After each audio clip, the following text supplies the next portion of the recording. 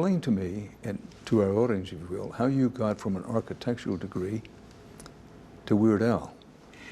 Well, I couldn't think of a better way to prepare myself for my current line of work than getting an architecture degree. It was just one of those things. When I was 12 years old, I had a guidance counselor that talked me into becoming an architect. I had actually said that I would like to be a writer for Mad Magazine at the time. And my counselor said, yeah, I don't think, why don't you do something like an adult would do? Like, you're good at drafting, you're good at math. And I was talked into architecture. But I learned, I think my junior year in college, that it wasn't really my passion. It wasn't what excited me. Everybody else in my class was all, into the form following the function, and they just loved the whole business. And I just didn't have that fire in my belly for it. And it was kind of a scary time because I didn't know really what I was going to do with my life. I certainly didn't think I'd be able to make a living in show business. I played the accordion, for crying out loud. So unless I was going to be doing the bar mitzvah and wedding circuit for the rest of my life, I couldn't figure out exactly what I was going to do. But after graduating, I knocked on a few doors, and I tried to take advantage of the airplay I was getting on the Dr. Demento radio show. And luckily, I was able to get a record deal. And against all odds, I'm still doing what I love to do. It was what, the radio program? The Dr. Demento show, he did a local version in Los Angeles, and he did a nationally syndicated version. And basically, it was a radio show where he would play from his own extensive collection of comedy and novelty records. Everything, going back to the turn of the century. The people that inspired me from the show were people like Spike Jones, Alan Sherman, Stan Freberg, Tom Lehrer, people like that. And that really exposed me to a lot of things I'd never heard before. And that's what inspired me to start sending in tapes and to continue doing the kind of music that I do today.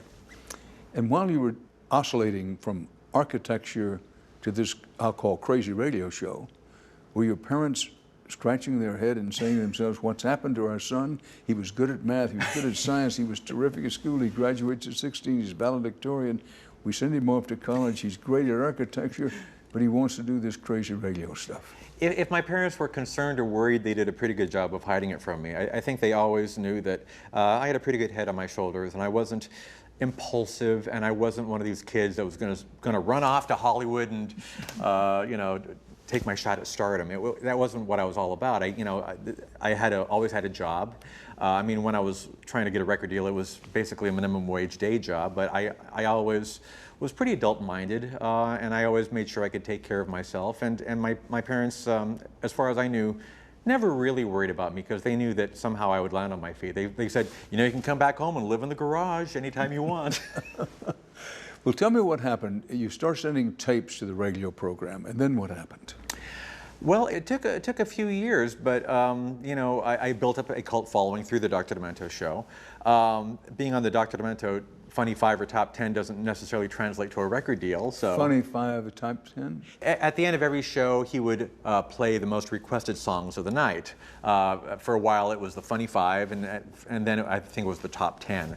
And a lot of times, my songs would be, I'd have several songs on the countdown. These are songs you were sending in to him on audio tape? That's correct. So this is before I had a record deal. This is like, I think 1976 was the first time he played one of my recordings on the radio.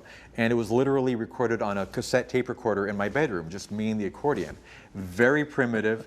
And he told me that the reason he played that particular recording was because I was a teenager with an accordion. He thought the song was okay, but it wasn't anything that special. But the fact that I was playing an accordion and obviously thinking I was cool, he thought that was pretty amusing. So you do this for a while, and you're making some headway, developing a cult following. That developed into what? Well, it took about 2 years between college and getting the first record deal. So I worked in a mailroom up until then.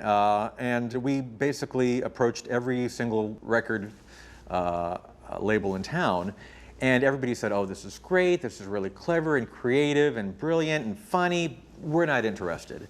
Because it was basically novelty music. Anytime you're mixing comedy with pop music, it's considered novelty.